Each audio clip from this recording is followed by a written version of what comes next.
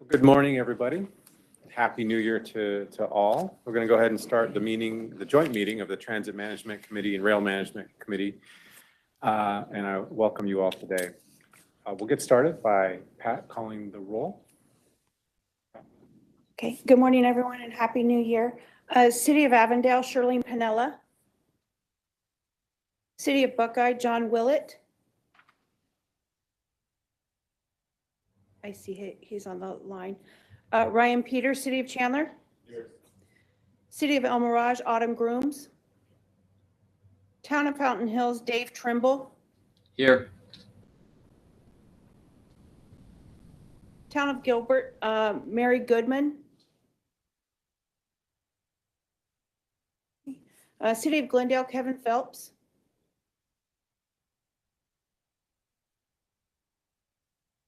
City of Goodyear, Julie Cairns. Here. Maricopa County, Elijah Levon. City of Mesa, Chris Brady. Here. City of Peoria, Chris Hallett. Here. City of Phoenix, Mario Paniagua. Here. Town of Queen Creek, Bruce Gardner. He's here. City of Scottsdale, Mark Melaninchenko. Here. City of Surprise, Tracy Montgomery. Present. And City of Tempe, Sam Stevenson. Here.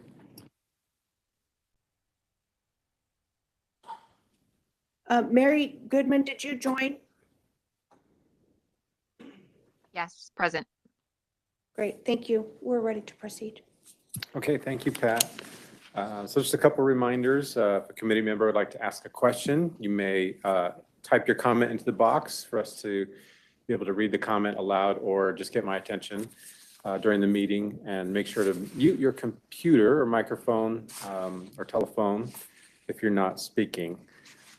So that takes us to public comment. The public will be provided with an opportunity at this time to address the committee on both non-agenda items and all action agenda items. Up to 3 minutes is provided per speaker, total of 15 minutes for all speakers. We'll turn it over to public comment. Do we have any speaker cards? Yes, Mr. Crowley.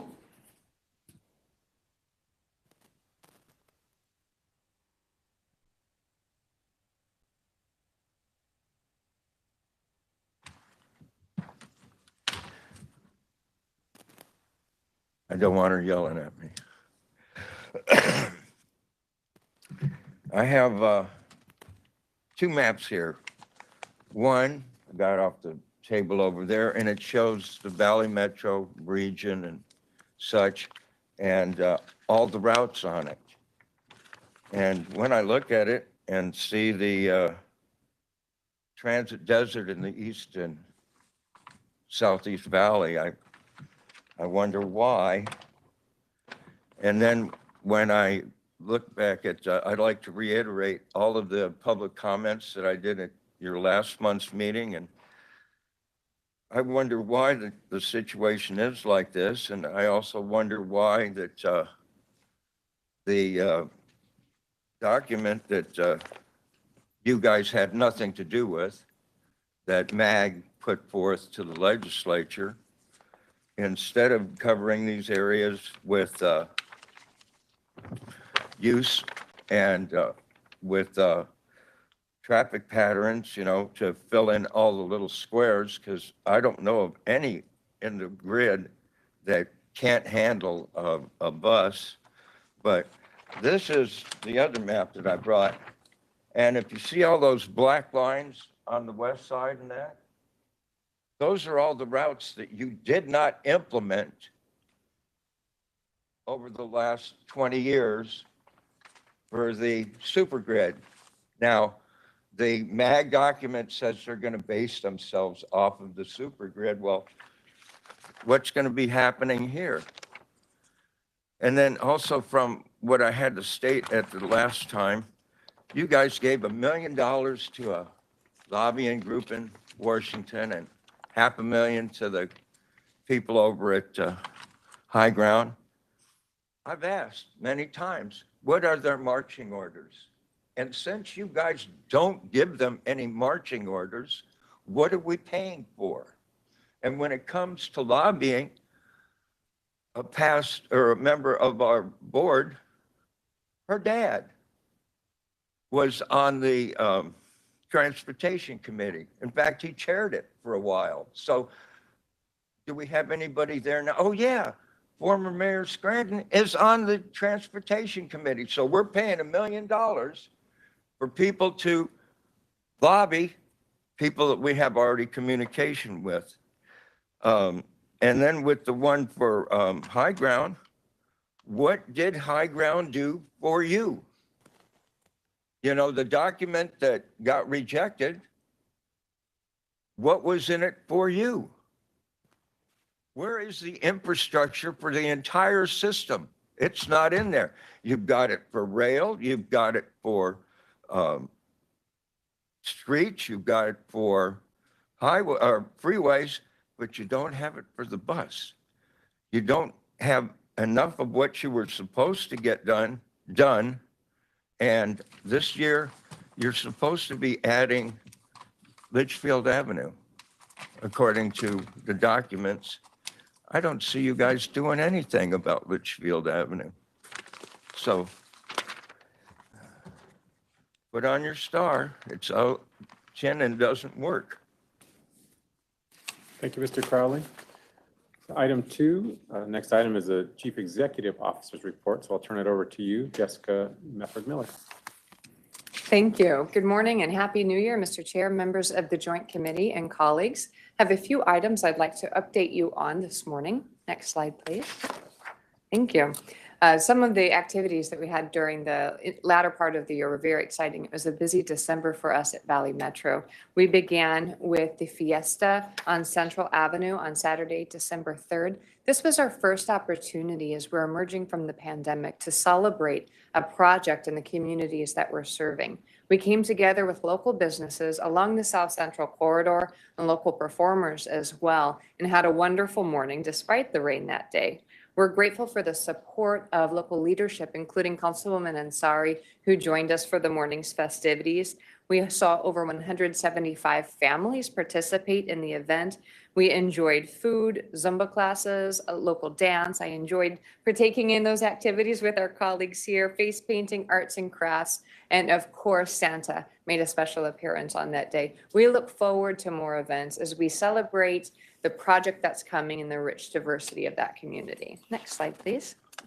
Also in the month of December, we've worked very closely with our congressional delegation, especially Congressman Stanton, to secure additional funding for current and upcoming projects at Valley Metro. Congressman Stanton paid us a visit in late November and toured the South Central project. We are fortunate that in the FY23 Transportation, Housing, and Urban Development Appropriations Bill, that bill did include an additional $21 million in funding for the South Central Corridor and Downtown Hub project. We also will receive an additional $4 million in funding to support our zero emissions fleet transition plan. Very exciting news. We also held now our second annual Reimagining Diversity, Equity, and Inclusion event.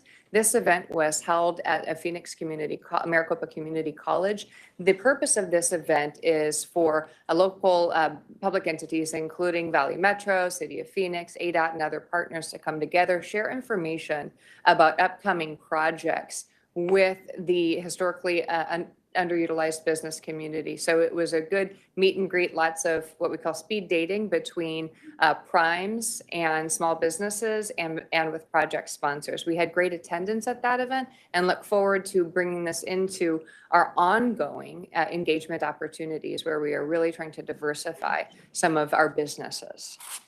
Next. Also in December, we kicked off our mobile ticketing pilot testing. This is the first phase of pilot testing for our mobile fare payment solution. You've heard a great deal about this project in recent months and even in recent years. You'll hear more about fare payment in our upcoming budget adjustments today. So we started with a test group of Valley Metro team members who are out there every day. They've got specific assignments where we're trying to test and stress the system, identify any solutions that need to be addressed and improved. Next week, we'll expand that mobile group to a larger group that includes non-Valley Metro and City of Phoenix team members, our customers who have signed up to help us. Later this month, we'll move into a beta version where we'll begin launching this to the public for use. So this is a very excited and much needed part of the modernization of our fare collection program. And finally, we are, as ever, hiring. We are making great progress on hiring team members onto our contracts for First Transit, Total Transit, and ACI, as well as Allied Universal Security, and even DMS, our cleaning contractor, is beginning to see great strides. Here at Valley Metro, we're also adding to our executive leadership team.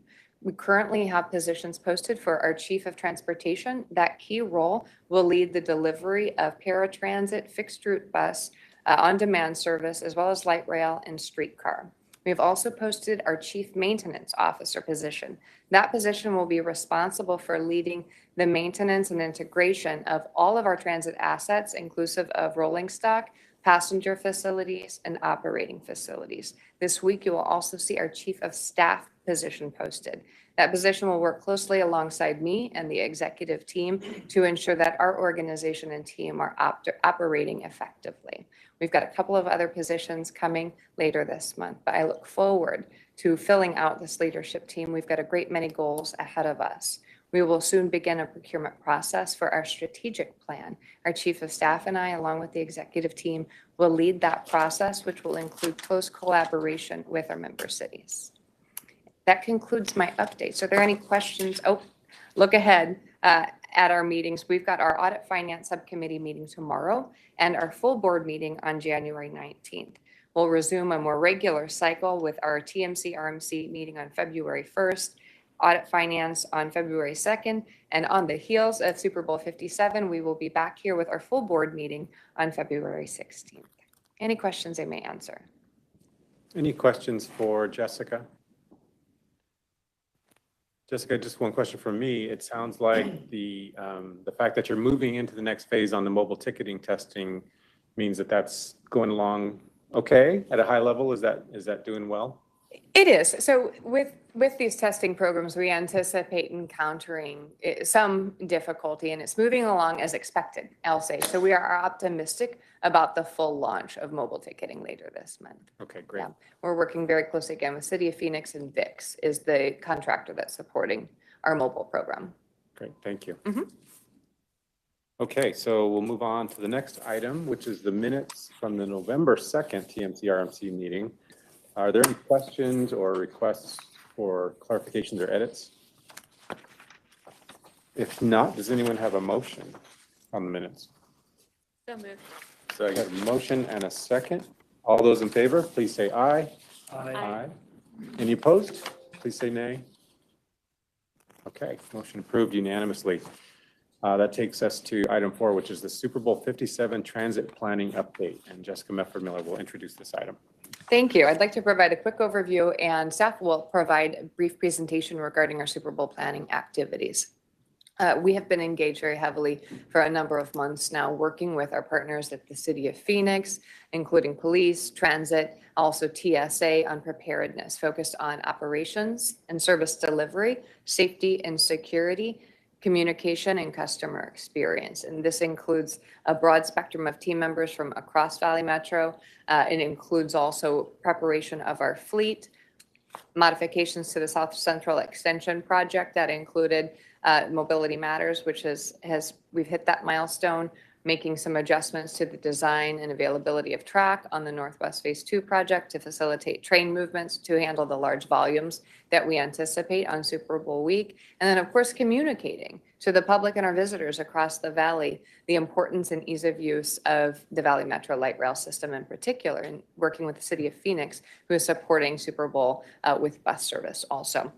Couple of things that we still have in the hopper, if you will. We are having conversations about a potential pass program or programs for Super Bowl activity participants that's focused on the downtown area, of course, and not the game itself. We will have a watch party this year at downtown at Margaret Hance Park on Sunday, February 12th for the big game. That's not something that we had when we hosted in 2015. We are expecting very large crowds. We are positioning ourselves to ensure that we execute our service successfully. So I'd like to welcome Dan Filipino to the podium to share details about our operations plan. Subsequently, Adrian Reese from Safety and Security and Hillary Foos from Communications and Strategic Initiatives will add to this conversation. Dan, please. Thank you, Jessica. Good morning, Mr. Chair and members of the committee.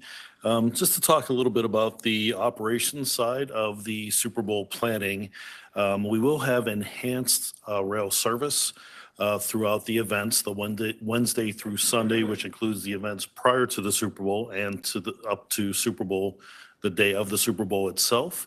The enhanced service will include increased capacity, where our normal revenue service schedule has 2-car consists throughout the day. We will have 3-car consists running all day long and into the night. We will have additional service into the evenings, where our current service last full trip from end to end leaves at 11 p.m. We will have additional service running until 2 a.m., with our last trip being end to end, leaving the end of the line at 2 a.m., giving our customers that are enjoying the events throughout the cities an opportunity to stay later and have dependable transportation to get them back to their destinations. We will also provide special event service. Special event service is really extra trains that are sitting empty, waiting to go. And when the events let out, such as the event at Hance Park or at Footprint Center, we'll have trains stationed throughout the system that will be able to quickly move in, allow us to be nimble, to be flexible, get those empty trains to the event, and get the riders and the events back to their destinations. We are making preparations to have the full fleet available. Our normal work week, we have preventative maintenance scheduled on our vehicles throughout each day. We will take steps to ensure that some of the preventative maintenance that is due for the week of the Super Bowl will be done prior to the week of the Super Bowl or be deferred until the week after. This way, allowing more fleet availability to provide service to these events.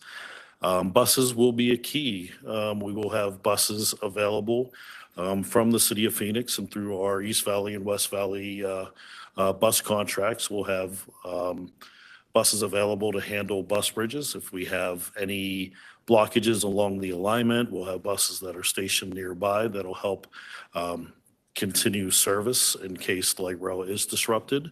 But those buses will also be made available for egress after the event. So that's kind of a backup for the light rail. The light rail will handle the majority of the crowd, but as we had seen in 2015, sometimes those large swells of people exiting events, we position buses to take them directly from those events to particular park and rides. It's not an advertised service, but it's there as an enhanced way for people to get to their destination. As Jessica had mentioned with the staffing, we continue to move forward. We're making progress on staffing with internal staffing and with our contractors, as this is an all hands on deck event. We'll provide additional customer service hours.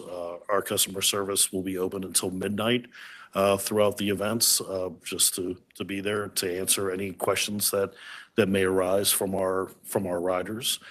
And there will be additional bus service that will be provided by the city of Phoenix. There's three routes that directly service the game on February 12th on Sunday, and that service will be enhanced and will be part of getting that messaging out about the enhanced bus service. I'd like to, any questions on the operations side? Any questions from the committee? Pardon me? No questions. Thank you. Turn it over to Adrian. Good morning, members of the committee. For the security plan, so I don't have my glasses on, so hopefully I may have to look back over here. But for the mid-January, working with maintenance yesterday, we are going to put on 4 sessions for the maintenance crew. We did back in last fall. Around September, we did a train the trainer to develop a list of instructors for the all hazards training for transit employees in anticipation of Super Bowl for our frontline staff. We are going to facilitate 4 blocks of training for those groups in maintenance. It's a large group, so that will be occurring mid-January. In the finalizing the security plan will also be occurring. I have a schedule on my calendar for next week to finalize the PowerPoint presentation and the security plan. The plan is following that in early February is to have a security meeting for those positions. For January 15th, looks like it's 18th, we have the final meeting for the multi-agency coordination working group. So that is hosted by Phoenix Fire. So we've been attending those monthly. And that will be the final meeting leading up to Super Bowl. That's where we all get in the Emergency Operations Center and discuss our contingency plans and actual operating plans and any issues we have. Following that, on the 2nd and 3rd of February is when we will be hosting the actual, for Allied Universal, the NTI training for every security officer, which will be 1 hour in length. We will then proceed with going into the operational staffing plan, where we actually assigning people to those positions throughout the areas of focus for Super Bowl. And then following that, we go into implementing our plan from the 8th to the 12th, including presence at the Multi-Agency Coordination Center. If you have any questions for me, I'd be happy to answer. Any questions? Thank you. Like no questions? Mr. Chair, members of the committee, talking about communications and volunteers. So we're excited to be able to communicate all the enhanced service that we will be providing and the quality service across Super Bowl. We'll do that through a variety of means. So we'll produce an actual printed pocket guide that we'll be distributing through our volunteers to all riders. It includes a detailed map for how to board, deboard, how to use the system, how to buy fare, etc. That'll be a key piece for us. We will also be promoting the use of transit. Obviously, light rail in particular is a heavy lifter for this event. It's very convenient for people to park in a park and ride and then come into downtown and have a seamless experience. And so we'll be promoting that through a variety of digital and online tools. We'll also have a dedicated webpage, valleymetro.org/Super Bowl, where all that information will be housed. And we'll be partnering with the host committee and the city of Phoenix and our other partner cities to be able to be a resource with that webpage and our social media communications. Signage is huge. We need to help people understand how to access the system, where to go. And so we have a whole signage plan, including the signs at park and rides. We also have alternate park and rides we are securing to be able to give us that parking capacity to allow people to access the system, and certainly in downtown as well. We will have boarding and deboarding only stations in downtown. It helps with the flow and keeping passengers moving.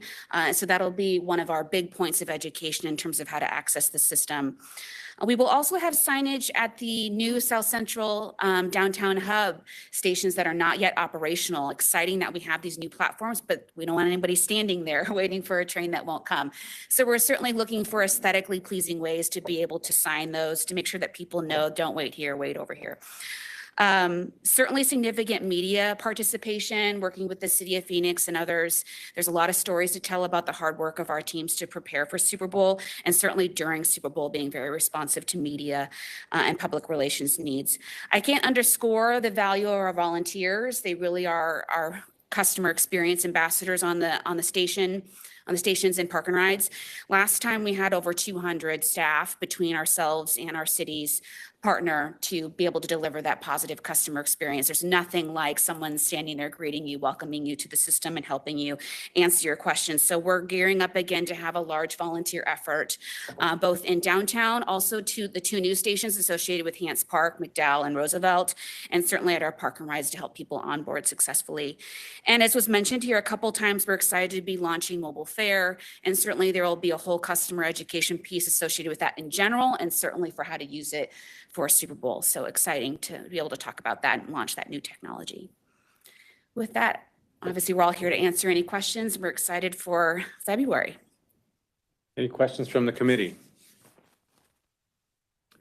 Just want to thank you. I know it's a massive undertaking.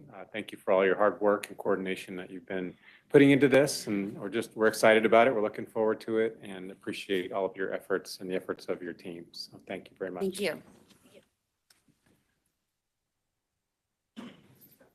Sorry, takes us to item 5, which is presented in your packet for information only, information on travel, expenditures, and solicitations. Do we have any questions on the information that's been presented to you? Okay, Hearing none, I'll move on to item 6, an opportunity for members to provide any reports on current events or any future agenda item requests. Hearing none, takes us to an announcement of our next meeting, which will be Wednesday, February 1st, 2023 at 11 a.m. That concludes our joint Transit Management Committee and Rail Management Committee meeting. So now we will convene the Transit Management Committee meeting, and we'll start with public comment. Pat, do we have any speaker cards? Mr. Crowley. Mr. Crowley, again, you have 3 minutes.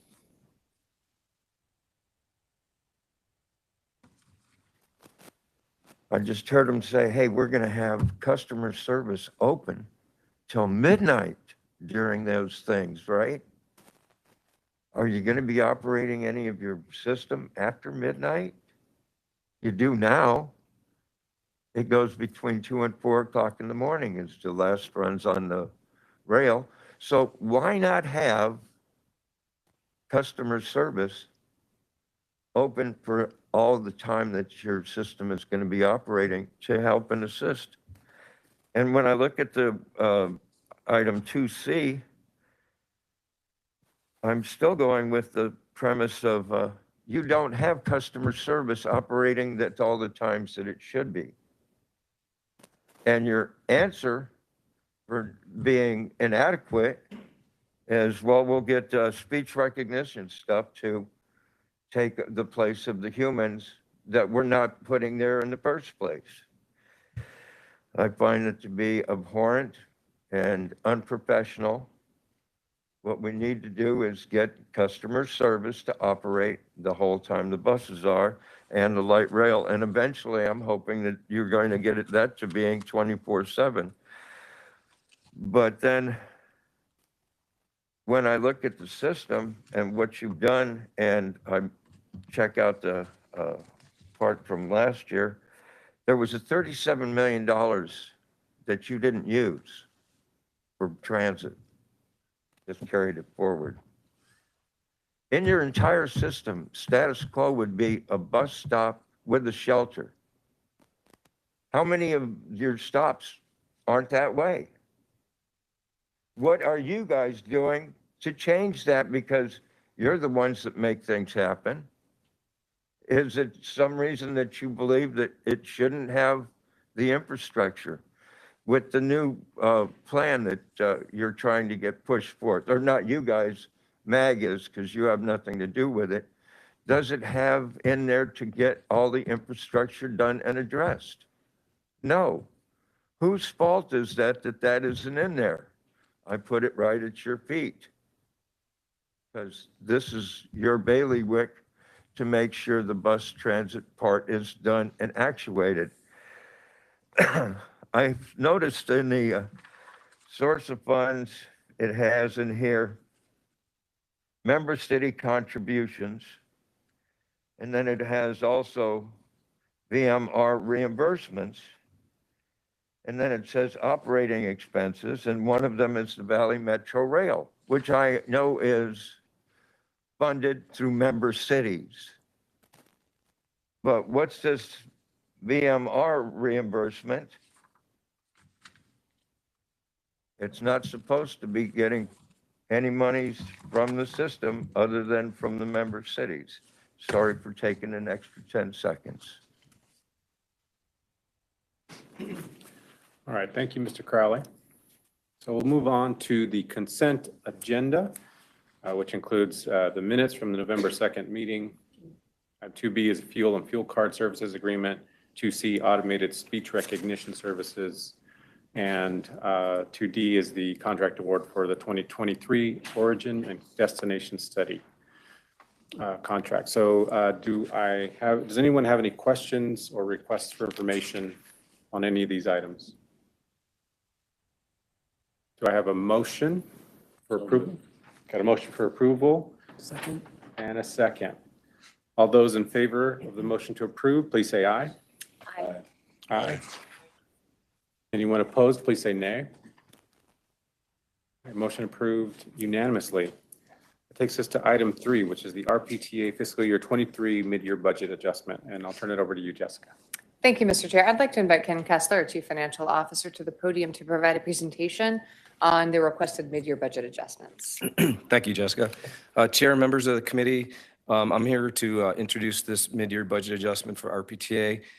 Each year, the staff does a mid-year forecast to forecast out what the cost will be for the remainder of the year as we get several months into the year to see if we're on target or where there might be some budget needs.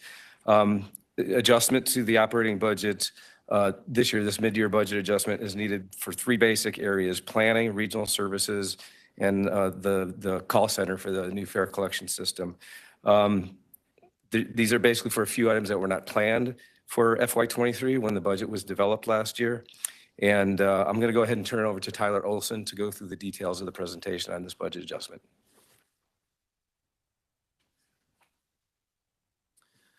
Good morning, Chair, members of the Transit Management Committee. I'll take you through a brief presentation on those items that Ken just mentioned. And 2 of these items you're already aware of as of the October process. So just going to hit on those 2 real quick. If you remember, during our FY23 budget development process, there was a lot of market wage discussion, unknown uncertainty on what we needed to do to make sure that we're putting out a quality service and adjusting and specifically the bus contractors that we have on our books. So East Valley and West Valley, those negotiations did take place. So we did not have that contingency in our budget last year. If you remember, we removed that. Although we did include the contingency in the member cities' annual intergovernmental agreements. So there is that flexibility so that cities don't have to go back to council to ask for additional funding. We're good from that perspective. This is purely just an administrative function, as mentioned in that memo when we took that to the board in October. So just over $3 million there. And then for the 3 new ones that Ken mentioned, in our area of planning, our origin and destination study is being accelerated with the majority of the work to be completed this fiscal year. That is an FTA requirement to complete that work as around rail extensions being open and so long after, how well is it being utilized. So really good information comes out of that. That combined with some work we're doing on the zero emissions plan. That's in order to compete for low, no emissions grants. So we have to have that plan in place in order to receive those funds. So really something that is important to us that we want to go after and of course get that federal funding. Regional services is up for the recent contract that was awarded by the board on December 1st. That is the Scheidt-Bachmann maintenance program. So City of Phoenix for this fiscal year has a contract in place with Scheidt-Bachmann to maintain the existing fare boxes as part of our regional contract that was awarded. That allows for the continuation of that maintenance on the City of Phoenix fleet up until the time we replace those fare boxes. And we were awarded that replacement as well. So, and that'll be funded with Phoenix PTF in general. So, and then the call center, as it relates to our fare collection system modernization project. If you remember back in March of 21, the board approved us to enter a contract with VIX to provide additional customer service support for this new fare collection system launch. So this is really just an implementation true up of the charges and the assumptions we made in this fiscal year. So that contract is fully within its existing authority. There's no changes to that. It's really just a timing thing as it relates to implementing that calling center. So another $3 million there. So total operating budget adjustment, $6.1 million. So here's a look at total sources of funds. So the largest funding source would be public transportation funds. That's really the new items that we talked about. But again, the majority of that is reimbursed with Phoenix Prop 400 money that's available. It's on program. And then the member city contributions, again, no changes to IGAs, it's really just truing up the timing of that and the authority to spend and some federal funds there. So $6.1 million additional to the operating budget. That's about 3% increase. So majority of that is fixed route operations as mentioned. So with that, that concludes my presentation, and I'd be happy to answer any questions that you may have. Any questions on this item? Okay, this is an action item, so we would need a motion on approval of the mid-year budget adjustment. So moved. Okay, we have a motion. Second. And a second. All those in favor, please say aye. Aye. Aye. Any opposed, please say nay. Okay, motion approved unanimously. Thank you very much, Ken and Tyler. Item 4 is an opportunity for current events, updates, or announcements. Anything from our committee? Move on to next meeting, which is February 1st at 11 a.m. That concludes the meeting of the Transit Management Committee. Thank you, everybody. I'll give just a moment before we begin the Rail Management Committee.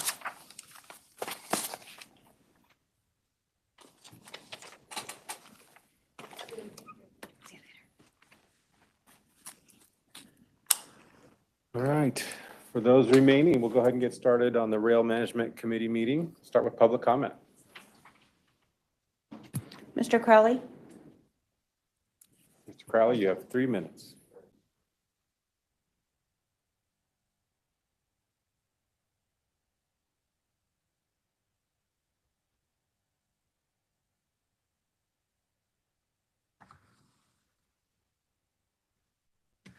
Item 2C, capital extension. Have I mentioned anything about that capital extension to you people about the inadequacies? Maybe every single time I'm up here for the last 8 months, that the capital extension and then further doesn't have the multimodal facets that it should have. I believe at this time there are 5 bus routes going between downtown Phoenix and 19th Avenue, that are they going to have the ability to transfer from the rail to those bus stops? Well, according to the rail, hey, when you get off bus, you can walk as far as you want to get on that. Rather than convenience for our passengers to transfer from one mode to another as seamlessly as possible. But you've got it, the rail people, you do things for rail. You don't do them for the community. You don't do them for multimodal. You do them for yourselves. You're making that rail be rail functional. If we have stops, it slows us down. We want to be a fast rail. You're supposed to be picking up passengers. Now, I look at all the stuff on here, you know, the things you're doing, and I don't see where you're addressing that problem. Is there a reason that you guys don't want to make it multimodal? You know, $30 million is the contract that you guys gave to the people to plan it. And you got $600,000 from the bus to work with it. And you're getting your $30 million worth. They're doing it for rail, but they didn't do it for the system. You need to rework this bad boy and make it so that it works for the citizenry and doesn't waste our money and our time. And when it comes to infrastructure, how come we don't have bus stops with shelters? Was there $37 million that you pushed forward? And also, a lot of times when you push that money forward, you give it to the rail to use, and then they'll get you your money back and help the bus the way it should be. It's not the panacea that you're making it out to be. When you went into Metro Center, there had been a 500 covered park and ride lot next to the bus station. Did you put the rail next to the bus station where you have the park and ride lot? No, you didn't do that. You made it 2 stories and said this will be the best way to do that and the best way to make the systems work together. Please, I was born at night, but it wasn't last night. Thank you, Mr. Crowley. That takes us to the consent agenda for Rail Management Committee. Includes the minutes from the last meeting, South Central Downtown Hub Project, third-party utility relocation work orders, capital extension, BNSF Railway Funding Agreement, and the Northwest Extension Design Services Contract Authority change. Any questions on any of those items? All right, is there a motion to approve? So moved. We've got a motion and a second. All those in favor, please say aye. Aye. Any opposed, please say nay. Okay, motion approved unanimously. Okay, so now we've got the mid-year budget adjustment for the rail. So it's like Ken is going to take. Yeah, again, Mr. Olson and Mr. Kessler. Thank you, Chair, members of the committee. I'm here to introduce the mid-year budget adjustment for the Valley Metro Rail side. This is on the capital side for Valley Metro Rail for 4 projects that are underway. And just want to mention that for these projects, it doesn't affect the overall project budget. It's just a matter of timing for those projects. Staff, again, similar to the RPTA side, do mid-year evaluation and review of the project budgets and the cash flows. And this year have determined a mid-year budget adjustment is needed to accommodate the pace of the work on these projects and the timing of some of the aspects of the projects. And so, again, I'll have Tyler come up here and present the details of this budget adjustment. Thank you.